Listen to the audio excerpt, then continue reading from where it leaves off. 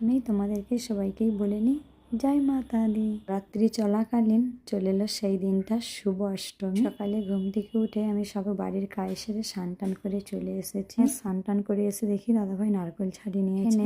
বাবার মেয়ে মিলে পুরিও ছাঁকা হয়ে গেল। আমার মেয়ে ছোলা বানাচ্ছে এখানে। রানী প্রসাদে বানে ছোলে, পুরি, হালুয়া, তার সাথে থাকে কলা, নারকেল। সব খাবার রেডি করার পর দাদাভাই এখানে পুজো করে মাতা রানীকে ভোগ লাগিয়ে সবাই মিলে করে নিচ্ছি আরতি। তো মাতা রানী অনেক খুশি। দেখো কত সুন্দর হারা ভরা জো বেরিয়েছে। তো এটা আমাদের নতুন ঘর, আমাদের বছর ঘুরে আমার খুব ইচ্ছা ছিল নতুন ঘরে প্রথম নবরাত্রে কন্যাকে বসিয়ে পুজো করবো। মাতা রানী মনের ইচ্ছা পূরণ করলো। আমাদের ঘরে মাতা রানী এসে পৌঁছে গেল। আমাদের 9 দিন বরত ছিল। সবাই মাতা রানী দিয়ে পুজো করেই বরত খুলবো। একে প্রথমেই বলছিলাম না মাতা রানীরা কতটা খুশি দেখো। এখন দাদা ভাই বাড়ির পা ধুয়ে একেই তিলক লাগিয়ে ধাগা পরিয়ে করে নিল পুজো। লাস্টে আমিও নিলাম আশীর্বাদ। ভিডিওটা তোমাদেরকে ভালো লাগে লাইক সাবস্ক্রাইবার করে দিও। সবাইকে জয় মাতা।